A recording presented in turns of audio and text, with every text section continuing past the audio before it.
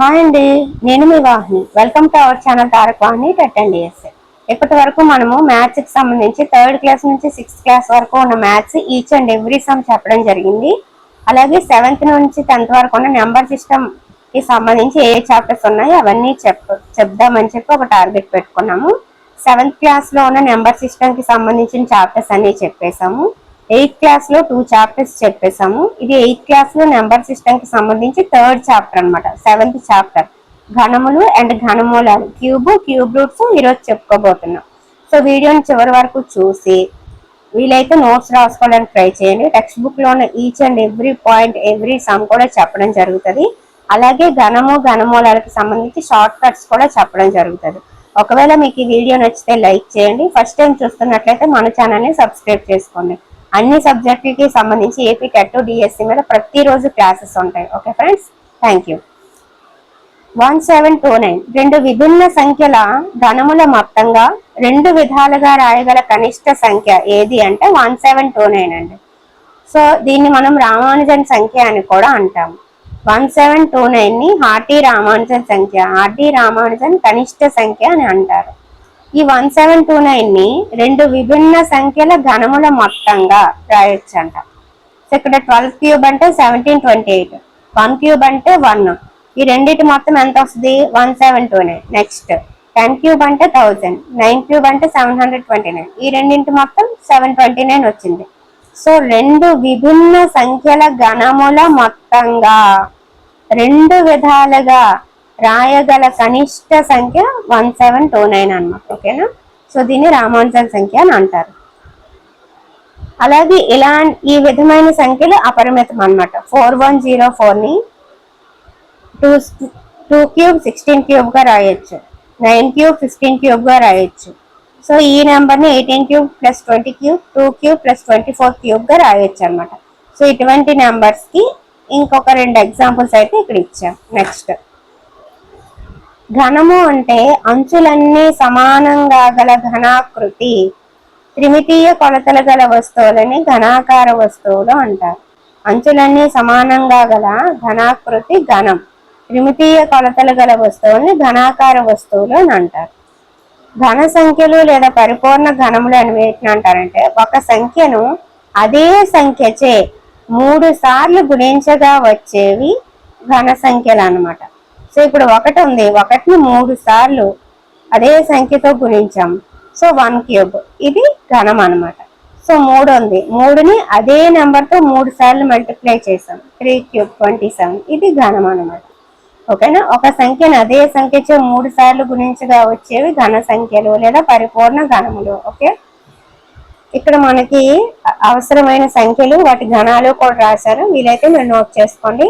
1 cube 1, 2 cube 8, 3 cube 27, 4 cube 64, 5 cube 125, 6 cube 216, 7 cube 343, 8 cube 512, 9 cube 729, 10 cube 1000, 11 cube 1331, 12 cube 1728, 13 cube 2197, 14 cube 2744, 15 cube 3375, 16 cube 4096, 17 cube 4913, 18 cube 5832, 19 cube 6859, 20 cube 8000.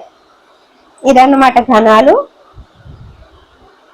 ఈ 20 వరకు మనము maximum గుర్తుపెట్టుకోవడానికి try చేస్తే మంచిదన్నమాట. ఓకేనా? ఏదైనా ఒక సంఖ్య ప్రధాన కారణాంక విభజనలో ప్రతి కారణాంకం 3 సార్లు వచ్చినతో ఆ సంఖ్య ఒక పరిపూర్ణ ఘనం అవుతుంది. ఏదైనా ఒక సంఖ్య ప్రధాన కారణాంక విభజనలో ప్రతి కారణాంకం 3 సార్లు వస్తే అది పరిపూర్ణ ఘనం అవుతుంది అనమాట. నేను మీకు స్క్వేర్ అండ్ స్క్వేర్ రూట్ చెప్పేటప్పుడు కూడా చెప్పాను, ఇలాగ మనం కేవలం ప్రధాన సంఖ్యలతోనే క్యాన్సిల్ చేసుకుంటూ రావాలండి. వచ్చినప్పుడు ఆ ఉన్న నెంబర్స్ ని జతలుగా డివైడ్ చేయాలి. ఎందుకు? అది వర్గం కాబట్టి. ఇక్కడ ఏంటి? ఘనం కదా, కాబట్టి ప్రతి కారణాంకం 3 సార్లు రావాలన్నమాట. అలా ప్రతి కారణాంకం 3 సార్లు వచ్చింది, రిమైనింగ్ ఏమీ మిగలలేదు అంటే అది పరిపూర్ణ ఘనం అవుతుంది. లేదు మిగిలిపోయింది, లేదా ఏదో ఒక నెంబర్కి 2 కారణాంకాలే ఉన్నాయి, మూడోది రాలేదు, మూడోసారి రాలేదు అంటే అది పరిపూర్ణ ఘనం కాదనమాట. ఓకేనా? సో ఇలా కారణాంక పద్ధతిలో కూడా అది పరిపూర్ణ ఘనం అవునో కాదో కూడా మనం తెలుసుకోవచ్చు. ఇప్పుడు ఎలా చేయాలో చూద్దాం. సో 216 ఇచ్చాడండి.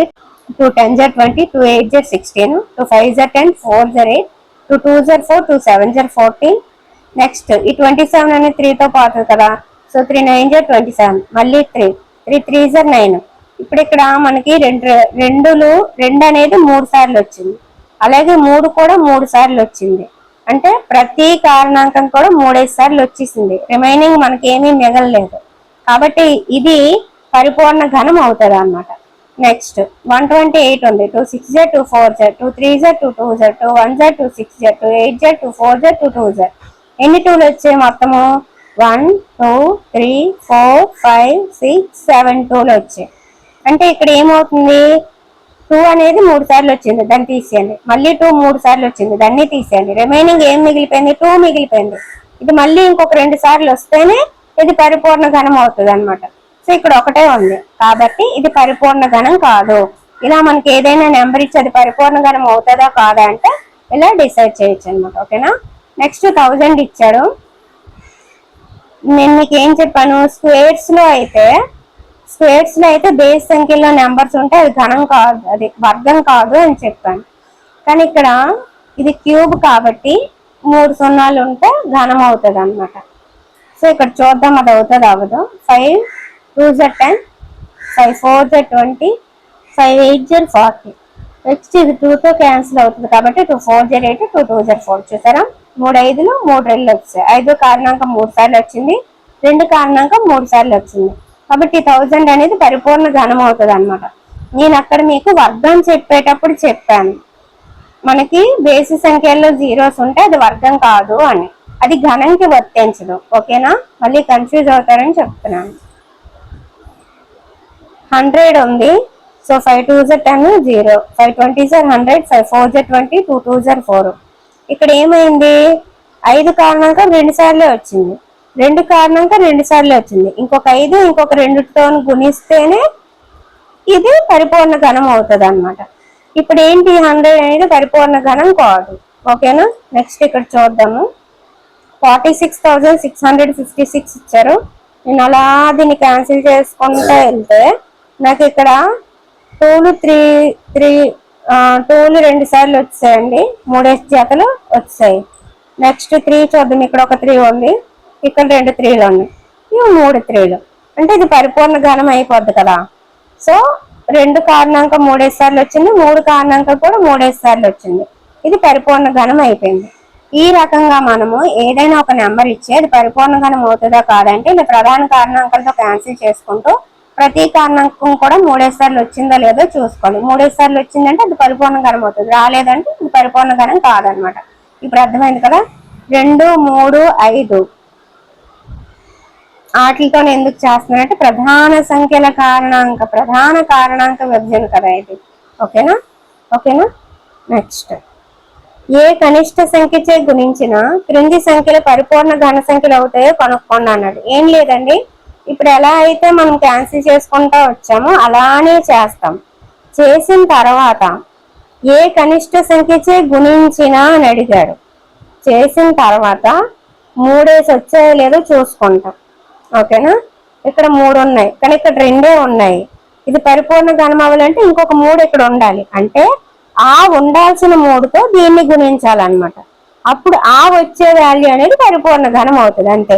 ఏ కనిష్ట సంఖ్యచే గుణిస్తే పరిపూర్ణ ఘనం అవుతుంది అని అడిగాడంటే ప్రధాన కారణాంక పద్ధతిలో క్యాన్సిల్ చేసుకుంటూ వస్తారు. చివరికి వచ్చిన తర్వాత ఆ వచ్చిన కారణాంకాలు అనేవి 3 ఉన్నాయో లేదో చూస్తారు. 3 అవ్వగా రిమైనింగ్ ఏ ఉండిపోతే ఇంకేది కావాల్సి వస్తే దాంతో దీన్ని గుణించాలన్నమాట. ఆ వచ్చే వాల్యూ పరిపూర్ణ ఘనం అవుతుంది. అందరికీ అర్థమవుతుంది కదా. స్క్వేర్ అండ్ స్క్వేర్ రూట్ చూసుంటే ఇది చాలా ఈజీగా అనిపిస్తుంది. ఓకే. నెక్స్ట్ 256 ఇచ్చారండి. సో 256 ఏంటంటే మళ్ళీ ప్రధాన కారణాంకాలుగా నేను అలా క్యాన్సిల్ చేసుకుంటూ వచ్చాను. క్యాన్సిల్ చేసుకుంటూ వస్తే ఇక్కడ 2 అనేది 3 సార్లు వచ్చింది, అది తీసేయండి. మళ్ళీ 2 3 సార్లు వచ్చింది, అది తీసేయండి. ఇంకొక 2 బ్యాలెన్స్ అనమాట. 3 2 ఉండాలి కదా, 2 ఉన్నాయి. సో ఇంకొక 2 బ్యాలెన్స్, ఆ 2తో దీన్ని గుణించాలన్నమాట. సో ఆ రెండుతో దీన్ని గుణిస్తే వచ్చే వాల్యూ పరిపూర్ణ గణం అయిపోద్ది. ఓకేనా. నెక్స్ట్ 72 కూడా అలానే చేశాను. సో 72 కూడా అలానే అండి, అలా క్యాన్సిల్ చేసుకుంటా వచ్చాను. వస్తే ఇక్కడ 2 అనేది 3 సార్లు వచ్చింది, ఇక్కడ 3 అనేది 3 సార్లు రాలేదు. ఘనము అంటే 3 కదా, 3 సార్లు రాలేదు, 2 ఉన్నాయి. అంటే ఇక్కడ ఇంకొక 3 మనకు కావాలన్నమాట. అప్పుడే అది పరిపూర్ణ ఘనం అవుతుంది. ఆ కావాల్సిన 3తో దీన్ని గుణించాలన్నమాట. సో 72 × 3 చేస్తే 216 వచ్చింది, పరిపూర్ణ ఘనం అవుతుంది. నెక్స్ట్ 675 అండి. ఈ 675 ఏంటంటే మళ్ళీ క్యాన్సిల్ చేసుకుంటా వస్తే 5తో పోయింది, 5తో పోయింది, నెక్స్ట్ 5తో పోదు, 3తో పోయింది. ఇక్కడ 3 సార్లు వచ్చింది, కానీ 5 2 సార్లే వచ్చింది. సో నేను ఇంక దేంతో గుణించాలి, ఆ మిగిలిపోయిన 5 ఇంకా 5తో గుణించాలి. ఆ 5తో దీన్ని గుణిస్తే 675 × 5 చేస్తే 3375 అయింది. అప్పుడు పరిపూర్ణ ఘనం అవుతుంది అనమాట. సో దేంతో గుణించాలి, ఏ కనిష్ట సంఖ్యచే గుణిస్తే అది పరిపూర్ణ ఘనం అవుతుంది అంటే ఇది ప్రాసెస్. అర్థమైపోయింది కదా. నేను స్క్వేర్ అండ్ స్క్వేర్ రూట్ చాలా క్లియర్ గా 3 days టైం తీసుకొని చాలా చక్కగా వాటిని వివరించాను. సో అందుకని ఇది కొంచెం స్పీడ్ అవుతున్నాను. ఓకేనా. నెక్స్ట్ ఏ కనిష్ట సంఖ్యచే భాగించినా ఈ క్రింది సంఖ్యలు పరిపూర్ణ ఘనములు అవుతాయి అన్నాడు. ఇందాక గుణిస్తే అన్నాడు కాబట్టి ఆ ప్రాసెస్ చేసాము. ఇప్పుడు భాగిస్తే అంటున్నాడు. ఏం లేదండి, భాగించిన కూడా సేమ్ ప్రాసెస్ అయితే మారదండి. అది పరిపూర్ణ ఘనం అవుతుందా అవదానా సేమ్ ప్రాసెస్. ఏ కనిష్ట సంఖ్యచే గుణిస్తే అన్నా సేమ్ ప్రాసెస్, ఏ కనిష్ట సంఖ్యచే భాగిస్తే అన్నా కూడా సేమ్ ప్రాసెస్. కాకపోతే అక్కడ గుణిస్తే అన్నాడు కాబట్టి రిమైనింగ్ దాంతో గుణించాము, ఇక్కడ భాగిస్తే అంటున్నాడు కాబట్టి ఏదైతే రిమైనింగ్ ఉండిపోయిందో దాంతో భాగించేస్తాం అంతే. ఓకేనా. కాకపోతే చిన్న డిఫరెన్స్ ఉంది, అదేంటో చెప్తాను. ఓకే. ఇక్కడ మనం చూడొచ్చు 81 ఇచ్చాడండి. 81 అలా క్యాన్సిల్ చేసుకుంటా వస్తే ఏదైతే ఎక్స్ట్రా మిగిలిపోయిందో దాంతో భాగించాలన్నమాట. ఇక్కడ మనం ఏం చేసాము, ఎంత కావాల్సి ఉందో, ఎన్ని నెంబర్లు కావాల్సి ఉన్నాయో దాంతో గుణించాము. ఫర్ ఎగ్జాంపుల్ ఇక్కడ 1 2 ఉంది, ఇంకొక 2 2 కావాలనుకో, అప్పుడు 2 2 4, 4తో దీన్ని గుణించుండేదాన్ని కదా. మీకు అందరికి అర్థమవుతుంది కదా, కొంచెం జాగ్రత్తగా వినండి. ఇక్కడ నేను ఏం చేశాను, గుణించాలి అనేటప్పుడు రిమైనింగ్ ఏది మిగిలిపోయిందో దాంతో గుణించాను.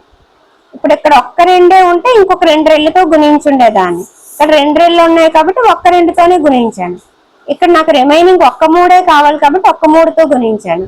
లేదు 1 3 ఉండి రిమైనింగ్ 2 3లు కావాల్సి వచ్చింది అనుకో, అప్పుడు 3 3 9, 9తో దీన్ని గుణించుండేదాన్ని. ఇది గుణించేటప్పుడు ప్రాసెస్. భాగించేటప్పుడు ఏంటంటే ఇక్కడ 1 2 ఉంది కదా, ఇంకొక 2 2 కావాలని తెచ్చుకొని ఆ 2 2తో దీన్ని భాగించకూడదు. అదన్నమాట ఇక్కడ ప్రాసెస్. ఏదైతే ఎక్స్ట్రా ఉండిపోయిందో దాంతో భాగించిస్తే చాలు అనమాట. కానీ అది పరిపూర్ణం ఘనం అవడానికి ఇంకా 2 5లు కావాలి కదా అని చెప్పి ఆ 2 5లు 25తో భాగించేసి అలాగే చేయకూడదు. ఇప్పుడు అర్థమైంది కదా క్లారిటీగా. ఏ కనిష్ట సంఖ్యచే గుణిస్తే అంటే అక్కడ ఇంకెన్ని నెంబర్లు రిమైనింగ్ మిగిలి ఉన్నాయో చూడాలి, చూసి ఆ రిమైనింగ్ నెంబర్తో గుణించాలి. ఇక్కడ ఏంటి, ఎక్స్ట్రా ఏది ఉంటే దాంతో గుణించడమే. ఇంకెన్ని కావాలి, 3 ఉండాలి కదా, 3 సార్లు రావాలి కదా అని చెప్పి ఆలోచించకూడదు భాగించిన దగ్గర. అదొక్కటి చిన్న తేడా అనమాట. ఇప్పుడు చెప్తే వెళ్తే మీకు అర్థమైపోద్ది. చూడండి, ఇక్కడ 81 అలాగా నేను డివిజన్ చేసుకుంటూ వచ్చానండి. నాకు ఇక్కడ 1 3 ఉంది, గ్రేటర్ 9 1 3 ఉంది. మరి ఘనం అవ్వాలంటే ఇంకొక 2 3లు కావాలి అని చెప్పి ఇంకొక 2 3లు తెచ్చేసి 3 3 9 అని ఆ 9తో 81ని భాగించకూడదు. ఇక్కడ ఏదైతే ఎక్స్ట్రా ఉండిపోయిందో దాంతోనే భాగించాలి. ఇప్పుడు అర్థమైందా. 3 ఎక్స్ట్రా ఉంది కాబట్టి 81ని 3తో భాగిస్తే పరిపూర్ణ ఘనం అయిపోద్ది. సో 3 2 6, 2 1, 3 7 21 అయిపోయిందా, పరిపూర్ణ ఘనం అయిపోయింది. 3తో భాగిస్తే 27 వచ్చింది. 27 అనేది పరిపూర్ణ ఘనం వచ్చింది. నెక్స్ట్ 128 అలా చేసుకుంటూ వెళ్తే నాకు 2 ఎక్స్ట్రా ఉంది, 2తో భాగించడమే. ఇది చేసుకుంటూ వెళ్తే 5 ఎక్స్ట్రా ఉంది, 5తో భాగించడమే అంతే. ఇక్కడ 192 చేస్తే ఒక 3 ఎక్స్ట్రా ఉంది, 3తో భాగించడమే. 11 ఎక్స్ట్రా ఉంది, 11తో భాగించడమే. ఇంతేనండి, ఇంతకు మించి ఇంకేం లేదనమాట. ఏ కనిష్ట సంఖ్యచే గుణిస్తే అని అడిగితే రిమైనింగ్ ఎన్ని నెంబర్స్ ఉండాలో, ఎన్ని అయితే లేవో దాంతో గుణిస్తాము. కనిష్ట సంఖ్యచే భాగించడం అని అడిగితే ఎక్స్ట్రా ఏదో ఉందో దాంతో భాగించడమే. అర్థమైందా? క్లారిటీ ఓకేనా? మళ్ళీ ఒకసారి చెప్పాలా? అవసరం లేదు కదా. ఏ కనిష్ట సంఖ్యచే గుణిస్తాయంటే ఎన్ని నెంబర్లు కావాలో అన్ని నెంబర్లు గుణిస్తాము. ఎందుకంటే ఒక్కొక్క కారణంగా 3 సార్లు రావాలి కదా. ఏ కనిష్ట సంఖ్యచే భాగిస్తాయంటే అలా చూసుకోవాల్సిన అవసరం లేదు. ఏది ఎక్స్ట్రా ఉందో దాంతో భాగించడమే. Okay, clarity? Okay. Next, Parikshit plasticine తో 5 సెంటీమీటర్లు 2 సెంటీమీటర్లు అండ్ 5 సెంటీమీటర్ల కొలతలు గల ఒక దీర్ఘ ఘనాన్ని తయారు చేశాడు. ఒక ఘనం చేయడానికి అతనికి అలాంటి దీర్ఘ ఘనాలు ఎన్ని కావాలి అని అడుగుతున్నాడు. సో ఇక్కడ మనకి ఇచ్చాడు కదా, ఏమన్నాడు? ఘనం అన్నాడు. 5 to 5 కొలతలు అన్నాడు. అంటే పొడవు, వెడల్పు, ఎత్తు, ఎల్ బి హెచ్ కదా. మనకి ఏం అడిగాడు? ఒక ఘనం చేయడానికి అతనికి అలాంటి దీర్ఘ ఘనాలు ఎన్ని కావాలి అన్నాడు. సో ఘనం అంటే ఒక్కొక్కటి 3 సార్లు రావాలి అనే ఒక ఐడియా అయితే మనకు ఉంది. ఇందులో ఏముంది? వాడు ఇచ్చిన దాంట్లో 5 to 5 మాత్రమే ఉన్నాయి. అంటే 2 5లు ఉన్నాయి, ఇంకొక 5 కావాలి. ఒక 2 ఉంది, ఇంకొక 2 రెళ్ళు కావాలి. అంటే వీటికి ఎక్స్ట్రాగా ఇంకొక 5 ఇంకా 2 రెళ్ళు ఉండాలన్నమాట. అప్పుడు అది ఘనం అవుతుంది కదా. సో ఆ 5 ఆ 2 మనకి ఏదైతే ఎక్స్ట్రా కావాలో దాన్ని మల్టిప్లై చేశాను. చేస్తే ఏమైంది? 5 రెళ్ళు 10, 10 రెళ్ళు 20 దీర్ఘ ఘనాలు కావాలన్నమాట. అర్థమైపోయింది కదా. ఇలా ఇచ్చాడండి. పరీక్షిత్ ప్లాస్టిసిన్ తో 5 సెంటీమీటర్లు 2 సెంటీమీటర్లు 5 సెంటీమీటర్ల కొలతలు గల ఒక దీర్ఘ ఘనాన్ని తయారు చేశాడు అన్నాడు. ఒక దీర్ఘ ఘనం ఆల్రెడీ తయారైపోయింది. ఒక ఘనం చేయడానికి అతనికి అలాంటి దీర్ఘ ఘనములు ఎన్ని కావాలి అన్నాడు. ఘనం అంటే ఏంటి? మొత్తం ఈక్వల్ ఉండాలి కదా.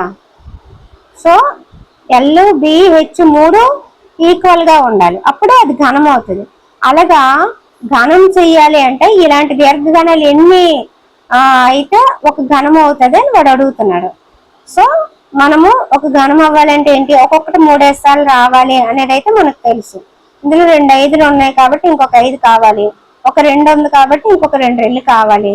అవి గుణించిస్తే మనకి 20 వచ్చింది కాబట్టి 20 దీర్ఘ ఘనాలు కావాలి ఆన్సర్ అన్నమాట. ఓకేనా? అర్థమైందా? మీకు వర్గం చెప్పేటప్పుడు, వర్గమూలం చెప్పేటప్పుడు చెప్పాను కదా, వర్గాలు 1 స్థానంలో 1 వచ్చేవి 1 9, 4 వచ్చేవి 2 8, 0 వచ్చేవి 0, 5 వచ్చేవి 5, 9 వచ్చేవి 7 లేదా 3 అనేసి. సో అలాగే ఘనాలకు కూడా ఉందన్నమాట. అది ఇప్పుడు చూద్దాం. ఘనాల్లో 2కి 8 వస్తుందండి, 8కి 2 వస్తుంది. 2 క్యూబ్ అంటే 8, 8 క్యూబ్ అంటే 5 12. ఒకట్ల స్థానంలో ఘనము 2 వచ్చేది 8, ఒకట్ల స్థానంలో ఘనం 8 వచ్చేది 2. అర్థమవుతుంది కదా. ఒకట్ల స్థానంలో 2 వచ్చేది 8, 8 వచ్చేది 2, 2కి 8, 8కి 2. అలాగే ఒకట్ల స్థానంలో ఘనం, ఒకట్ల స్థానంలో క్యూబ్, ఒకట్ల స్థానంలో 3 వచ్చేది 7, 7 వచ్చేది 3. అర్థమైపోయింది కదా. 2కి 8, 8కి 2, 7కి 3, 3కి 7. ఇది ఒక్కటే మారుతాను, మిగతావన్నీ దేనికదే వస్తాయి.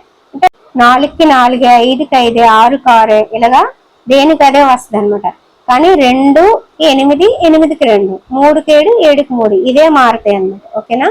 అర్థమైపోయింది కదా. అందరికి క్లారిటీగా ఉన్నారు కదా. ఘనాలలో ఒకట్ల స్థానంలో 2 వచ్చేది 8, 8 వచ్చేది 2, 3 వచ్చేది 7, 7 వచ్చేది 3. ఓకేనా? ఇవి మాత్రం అలాగ వస్తాయి. మిగతా ఘనాలన్నీ కూడా దేనికి అవి వస్తాయి. 1కి 1, 5కి 5, 6కి 6 అలాగా. ఓకేనా? నెక్స్ట్, వరుస బేస్ సంఖ్యల మొత్తముల అమరిక 1 క్యూబ్, 3 + 5 8, 2 క్యూబ్, 7 + 9 + 11 27, 3 క్యూబ్. దీని పరంగా 10 వరుస బేస్ సంఖ్యల మొత్తం 10 క్యూబ్ అవుతుంది. ఇలాంటిది మీకు వర్గం చెప్పేటప్పుడు కూడా చెప్పాను కదా. బేసి సంఖ్యల సంఖ్య ఘనం సంఖ్య అంటే ఇప్పుడు వరుసగా ఒక 4 బేస్ సంఖ్యలు రాసాం అనుకో, అది 4 క్యూబ్ అవుతుంది అనమాట. వరుసగా ఒక 5 బేస్ సంఖ్యలు రాసాం అనుకో, అది 5 క్యూబ్ అవుతుంది అనమాట. వరుసగా ఒక 6 బేస్ సంఖ్యలు రాసాం అనుకో 6 క్యూబ్ అవుతుంది అనమాట. వరుసగా ఒక 7 బేస్ సంఖ్యలు రాసాం అనుకో 7 క్యూబ్ అవుతుంది అనమాట. అలాగనమాట. ఓకేనా? సో 10 వరుస బేస్ సంఖ్యలు మొత్తం ఎంత అనేది అనుకో 10 క్యూబ్ అని ఈజీగా చెప్పవచ్చు. లేదా 3 వరుస బేస్ సంఖ్యలు మొత్తం అంటే 3 క్యూబ్, 4 వరుస బేస్ సంఖ్యలు మొత్తం అంటే 4 క్యూబ్ ఇలాగనమాట. ఓకేనా? అర్థమవుతుంది కదా అందరికి? ఓకే. బేసి సంఖ్యల సంఖ్య ఎంత ఉంటుందో అది ఘనము సంఖ్య అని అంటున్నాడు. సో 1 2 3 4 5 ఉన్నాయి, ఇక్కడ 5 బేసి సంఖ్యలు ఉన్నాయి, వాటి మొత్తము ఘనము సంఖ్య అనమాట, 5 క్యూబ్. ఓకేనా, అర్థమైపోయింది కదా. ఇది అనమాట, అంటే వాడు మనకి వరుస బేసి సంఖ్యల అమరిక ఎలా ఉంటుంది, లేదా 10 వరుస బేసి సంఖ్యల మొత్తం ఎంత ఇలాగ అడిగినప్పుడు మీరు క్యూబ్ చేసేసుకుంటే అయిపోద్ది. ఓకేనా. నెక్స్ట్ సరి సంఖ్యల ఘనములు సరి సంఖ్యలు, బేసి సంఖ్యల ఘనములు బేసి సంఖ్యలు అని అంట. 12 ఉంది కదా, ఇది సరి సంఖ్య, దీని ఘనం సరి సంఖ్య వస్తుంది. 13 ఉంది కదా, ఇది బేసి సంఖ్య, దీని ఘనం బేసి సంఖ్య వస్తుంది అనమాట. మీకు అక్కడ ఒక స్టేట్మెంట్ లాగా ఇచ్చి అడగొచ్చు, సరి సంఖ్యల ఘనం ఏమవుతుంది, బేసి సంఖ్యల ఘనం ఏమవుతుంది అని చెప్పి. సో సరి సంఖ్యల ఘనం అనేది సరి సంఖ్య అవుతుంది, బేసి సంఖ్యల ఘనం అనేది బేసి సంఖ్య అవుతుంది. ఓకేనా. నెక్స్ట్ ఇక్కడ ఒక అమరిక ఇచ్చాడు చూద్దాము. 2 క్యూబ్ మైనస్ 1 క్యూబ్ ఇచ్చాడు. ఇప్పుడు ఏం చేశాడంటే 1 + 2 × 1 × 3 చేశాడు. ఇక్కడ 3 క్యూబ్ మైనస్ 2 క్యూబ్ ఇచ్చాడు, 1 + 3 × 2 × 3 చేశాడు. ఇక్కడ మీకు అర్థమవుతుంది కదా వాడు ఏం చేస్తున్నాడు అనేది. ఇక్కడ ఏదైతే ఇచ్చాడో దానికి ఒకటి కలుపుతున్నాడు, ఆ రెండింటిని గుణించేస్తున్నాడు. ఇక్కడ ఏదైతే ఇచ్చాడో దానికి ఒకటి కలుపుతున్నాడు, ఆ రెండింటిని గుణించేస్తున్నాడు. ఇక్కడ ఏదైతే ఇచ్చాడో దానికి ఒకటి కలిపాడు, ఆ రెండింటిని గుణిస్తున్నాడు. ఇక్కడ ఏదైతే ఇచ్చాడో దానికి ఒకటి కలుపుతున్నాడు, ఈ రెండింటిని గుణిస్తున్నాడు. సో అమరికని నేను మిగతా కూడా ఫిల్ చేస్తాను అనమాట, అంతే. ఆడొక అమరిక ఇచ్చాడు, అక్కడ ఒక అమరిక ఇచ్చాడు, దాన్ని మనం ఫిల్ చేస్తాం అంతే అనమాట. వాడు ఏ అమరిక ఇచ్చాడంటే ఇక్కడ ఉన్న ఫస్ట్ స్టార్టింగ్ లో ఉన్న భూమికి ఒకటి కలిపాడు, ఇంటూ చేశాడు, ఇక్కడ ఉన్నది 1 × 3 అని చెప్పి రాస్తాడు అంతే. ఓకేనా. నెక్స్ట్ క్రింది సంఖ్యలు పరిపూర్ణ ఘనములు కాదో పరీక్షించండి అన్నాడు. సో ఇవి అవుతాయో లేదో పరీక్షించాను, రాసిస్తాను అనమాట. ఓకేనా. ఇది కాదు, ఎందుకంటే 2 ఉన్నాయి సున్నాలు, ఇది 3 సున్నాలు ఉన్నాయి కానీ అవ్వదు, ఇక్కడ 3 సున్నాలు ఉన్నాయి, ఇది అవుతుంది. ఎలా అవుతుంది, ఆ ఘనముకి మనము ప్రధాన కారణాంకాలుగా విడదీసుకొని చేసుకోవచ్చు అనమాట. అలాగే దాని ఘనమూలం కనుక్కోవడం ద్వారా కూడా చేయొచ్చు. మరి ఘనంకి ఘనమూలం మనకు స్క్వేర్కి స్క్వేర్ రూట్ ఈజీగా కనుక్కోవడం ఎలాగో షార్ట్ కట్ చెప్పాను, అలాగే క్యూబ్కి కూడా క్యూబ్ రూట్ ఈజీగా కనుక్కోవడం ఎలాగో చెప్తాను. ఓకేనా. సో ఇక్కడ రాసినవి అయితే మీరు నోట్ చేసుకోండి, మీరు ఒకసారి ట్రై చేయండి అవుతాయో కాదో. ఓకేనా. క్రింది సంఖ్యలు పరిపూర్ణ ఘనం కాదో అవును రాయమన్నాడు. అయినవి అవుతాయని కానివి కాదని నేను రాశాను. అలాగే వాటి పక్కన ఒకవేళ అవి అయితే వాటి క్యూబులు కూడా ఏంటో కూడా రాశాను. ఓకేనా. రూట్ గుర్తు ఘనమూలాన్ని సూచిస్తుందండి. క్యూబ్ రూట్ 27 అంటే 3. m ఏదైనా పూర్ణ సంఖ్య అయితే m² అనేది m³ కంటే చిన్నది అవుతుంది. సో 2² 4, 2³ 8. క్యూబ్ కంటే స్క్వేర్ ఎప్పుడు చిన్నదే అవుతుంది అని చెప్పడం వాడి ఉద్దేశం అనమాట. ఓకేనా.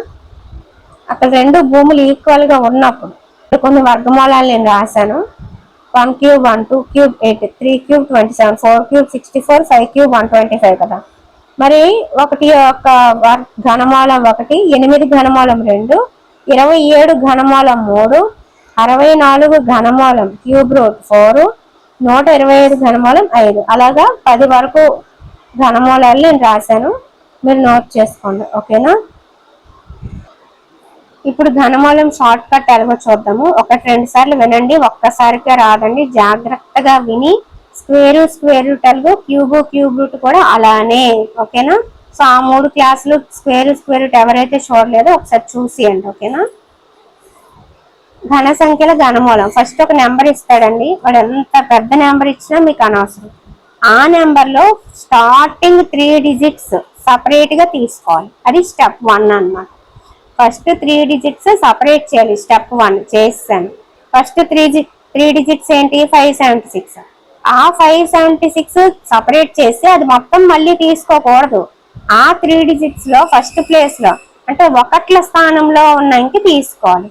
1ల స్థానంలో ఉన్న అంకె ఏది, 6. ఆ 6కి ఘనం చూడాలన్నమాట. నేను మీకు ఇప్పుడు ఒక టేబుల్ చెప్పాను కదా, 2కి 8, 8కి 2, 3కి 7, 7కి 3 వస్తాయి, కానీ మిగతావి వేటికి అవే వస్తాయి అని చెప్పాను కదా. అంటే 6కి 6 వస్తుంది అనమాట. 6కి ఘనం చేస్తే వచ్చే నెంబరు 1ల స్థానంలో 6 వస్తుంది. ఓకే. సో ఘనం చూడాలి, 6 వచ్చింది. ఒకట్ల స్థానంలో అంకెగా 6ని అలాగ ఉంచాం. నెక్స్ట్ రిమైనింగ్ నెంబర్ ఎంత? 17. ఆ 17 తీసుకుంటాము. 17 కరెక్ట్ గా క్యూబ్ దేనికైనా అవుతుందా లేదా దానికంటే చిన్నది ఏదైనా ఉందా చూసుకోవాలి, పెద్దది చూసుకోకూడదు. ఓకేనా? సో 17 కి 2 క్యూబ్ 8, 3 క్యూబ్ 27. 8 కి 27 కి మధ్యలో ఉంటది. సో మధ్యలో ఉంటది కాబట్టి పెద్దది తీసుకోకూడదు, చిన్నదే తీసుకోవాలి. అంటే 2 తీసుకోవాలన్నమాట. సో 2 మరియు 3లో కనిష్ట సంఖ్య 2. 2 యొక్క ఒకట్ల స్థానంలోని అంకె కూడా 2. సో 1756 ఘనమూలం యొక్క పొదల స్థానంలో 2ని తీసుకుంటాం. ఫర్ ఎగ్జాంపుల్ 2 ప్లేస్ లో 23 ఉంటే అప్పుడు 1 ప్లేస్ లో 3ని 10th ప్లేస్ లో పెడతాము. ఇక్కడ 666 వస్తుంది కాబట్టి 1 ప్లేస్ లో 6 ఫిక్స్ అయిపోయింది. ఇప్పుడు నెక్స్ట్ ఏం రావాలి నెంబర్ అనేది చూస్తున్నాము. నెక్స్ట్ 17 కి అయితే 2నే సెట్ అవుతుంది. సో ఆ 2 తీసుకున్నాము. 26 ఘనమూలం అయింది. ఫర్ ఎగ్జాంపుల్ ఇక్కడ 17 లేదండి, చాలా పెద్ద నెంబర్ ఉంది. ఆ పెద్ద నెంబర్ కి మనకి 2 రాలేదు, 23 వచ్చింది అనుకోండి. అప్పుడు ఏం చేయాలంటే ఈ 6 ఇలానే ఉంటదండి, ఈ 23 అనేది ఇక్కడ యాడ్ అవుతుంది అనమాట. అంటే 236 అవుతుంది అనమాట. అర్థమైంది కదా? అంటే 3ని దీని ఘనమూలంలో 10th ప్లేస్ లోకి మార్చుకోవాలన్నమాట. అది ఇక్కడ రాశాను అనమాట. అర్థమైంది కదా? సో ఇదండి సేమ్ స్క్వేర్ రూట్ లాగానే, కాకపోతే 3 డిజిట్స్ తీసుకుంటాము. ఒకట్ల స్థానంలో గణంకి ఏంటంటే ఏది ఉంటే అదే వస్తుంది. 2కి 8, 8కి 2, 3కి 7, 7కి 3 వస్తాయి. మిగతాదంతా దేనికి అదే వస్తే సేమ్ తీసుకుంటాము. నెక్స్ట్ రిమైనింగ్ దానికి ఎగ్జాక్ట్ క్యూబ్ ఉందా లేదా క్యూబ్ కి దగ్గరలో ఉన్నది తీసుకుంటాం అంతే. ఓకేనా? 2 యొక్క ఒకట్ల స్థానంలోని అంకె కూడా 2 కాబట్టి పదుల స్థానంలో 2ని తీసుకున్నాం. సో దీని మీద ఘనమూలం కనుక్కోవడం మీద ఇలాంటి షార్ట్ కట్లే చేస్తూ ఉంటే ఇది వచ్చేస్తుంది. ఇప్పుడు ఆ లెక్కలు ఉన్నాయి, చేసేద్దాము. ఎక్సర్సైజ్ 7.2 అండి. ప్రధాన కారణాంక పద్ధతి ద్వారా దిగువ సంఖ్యల ఘనమూలం కనుక్కోండి అని అన్నాడు. ఓకేనా? 64 అంటే 4 క్యూబ్, 512 అంటే 8 క్యూబ్. అవి డైరెక్ట్ గా వేస్తాను. ఇక్కడ పెద్ద నెంబర్ ఇచ్చాడు, దీనికి వాడు ప్రధాన కారణాంక పద్ధతి అన్నాడు. మనకు ఆ పద్ధతులు ఏం అవసరం లేదు, మనం ఇలా ఈజీగా ఈ షార్ట్ కట్ లో చేసేద్దాం. ఓకేనా? 10,648 ఇచ్చాడండి. నేను ఏం చెప్పాను, ఘనమూలం కాబట్టి ఫస్ట్ 3 డిజిట్స్ తీసుకోవాలి. తీసుకొని అందులో 1s ప్లేస్ చూడాలి. 8. 8కి ఏం వస్తుంది అని చెప్పాను, 2 వస్తుంది. సో 2ని పక్కన పెట్టండి. నెక్స్ట్ 10 మిగిలింది. ఇది 2 క్యూబ్ కి 3 క్యూబ్ కి మధ్యలో ఉంది, కానీ దీనికంటే పెద్దది ఎప్పుడైనా తీసుకుంటామా? తీసుకోము. కాబట్టి 2 తీసుకున్నాము. ఇది 2, అది 2, మొత్తానికి 22 క్యూబ్ అనమాట. సో దీని ఘనమూలం 22. ఓకేనా? 22 × 22 × 22 చేస్తే 10,648 వస్తుంది. ఇప్పుడు అర్థమైంది కదా షార్ట్ కట్ ఎలా చేయాలో. ఇంకొన్ని లెక్కలు చేద్దాం. ఇది తెలిసిపోతుంది, 3 క్యూబ్ అంటే 27 అని చెప్పి, అందుకని డైరెక్ట్ గా వేస్తాను. నెక్స్ట్ 15,625 వచ్చాడు. ఫస్ట్ 3 డిజిట్స్ తీసుకున్నాను, అందులో 1s ప్లస్ 5 తీసుకున్నాను. 5కి 5 వస్తుంది, ఆ 5 అలా ఉంచాను. నెక్స్ట్ 15, 2 క్యూబ్ 8, 3 క్యూబ్ 27, రెండింటికి మధ్యలో వస్తుంది కాబట్టి మిడిల్లో ఉన్నది తీసుకున్నాను. 25 అనమాట ఘనమూలం. నెక్స్ట్ 13,824 ఫస్ట్ 3 డిజిట్స్ తీసుకుని అందులో 1s ప్లేస్ తీసుకున్నాను. 4కి 4 వస్తుంది.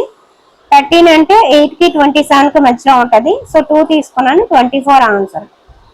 నెక్స్ట్ దీనికి కూడా సేమ్ 3 డిజిట్స్ తీసుకున్నాను, అందులో 1s ప్లేస్ తీసుకున్నాను. 1s ప్లేస్ 2కి 8, 8కి 2 అని తెలుసు కదా.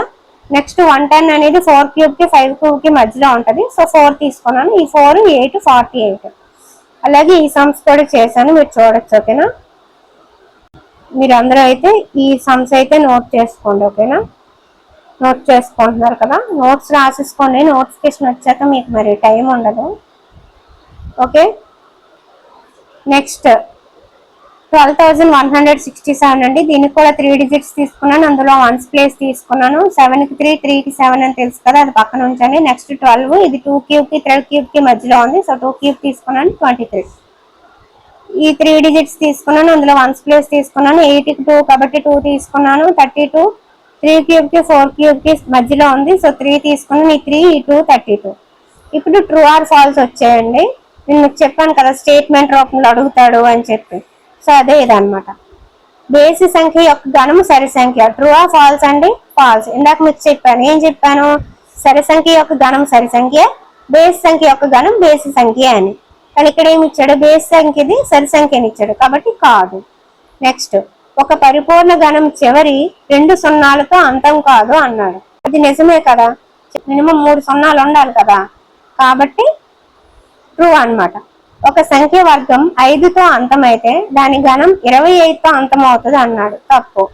ఒక సంఖ్య వర్గం 5తో అంతమైతే గణం 25తో అంతం అవుతుందా? అవ్వదు. అన్నిటికీ వర్తించదు అన్నమాట. నెక్స్ట్, 8తో అంతమగు పరిపూర్ణ ఘన సంఖ్య లేదు అన్నాడు. ఉంది కదా, 8తో అంతమయ్యే పరిపూర్ణ ఘన సంఖ్య ఉంది, కానీ ఇక్కడ లేదు అన్నాడు కాబట్టి తప్పు అన్నమాట. ఇక్కడ చూడండి, 8తో అంతమయ్యే ఘన సంఖ్య లేదా? ఉంది కదా, చూడొచ్చు. చిన్నది 2 క్యూబ్ 8, 8తో అంతమయ్యే ఘన సంఖ్య ఉంది, అది కరెక్ట్ అన్నమాట. నెక్స్ట్, 2 అంకెల సంఖ్య ఘనము 3 అంకెల సంఖ్య అవ్వచ్చు అన్నాడు. తప్పండి. 2 అంకెల సంఖ్య ఘనం 3 అంకెల సంఖ్య అవ్వచ్చు అన్నాడు. అది తప్పు. 2 అంకెల సంఖ్య ఘనములో 7 లేదా అంతకంటే ఎక్కువ అంకెలు ఉండొచ్చు అన్నాడు. తప్పు. 1 అంకె సంఖ్య యొక్క ఘనం కూడా 1 అంకె సంఖ్య అవ్వచ్చు. 1 క్యూబ్ 1 అయింది కదా, 1 అంకె సంఖ్య ఘనం 1 అవ్వచ్చు అన్నాడు. అది ట్రూ. 1 క్యూబ్ 1, 2 క్యూబ్ 8, 1 అంకె 1 అయింది, అది ట్రూ అన్నమాట. కానీ 2 అంకెల సంఖ్య అనేది 7 లేదా అంతకంటే ఎక్కువ అంకెలు ఉంటాయంటే అది తప్పు అనమాట. అలాగే 2 అంకెల సంఖ్య 3 అంకెల ఘనం అనేది 3 అంకెల సంఖ్య అవుతుంది అన్నాడు. అది తప్పే. ఓకేనా? సో వీడియో మీ అందరికి ఉపయోగపడింది అని అనుకుంటున్నాను. నోట్స్ అయితే ప్రిపేర్ చేసుకోండి, తర్వాత టైం ఉండదు. ఓకేనా? మీరు నోట్స్ చేసుకోండి, షార్ట్ కట్స్ కూడా చెప్పేశాను. ఓకేనా? అర్థమైంది కదా అందరికి? సో ఇది ఇంపార్టెంట్ అండి. 2కి 8, 8కి 2, 3కి 7, 7కి 3. ఓకేనా? అండ్ భాగించాలంటే ఎలా, రిమైనింగ్ ఎక్స్ట్రా ఏది ఉంటే దాంతో భాగించాలి, ఎంత కావాలో దాంతో గుణించాలి, అంతే. ఓకేనా? ఓకే అండి, థ్యాంక్ యూ.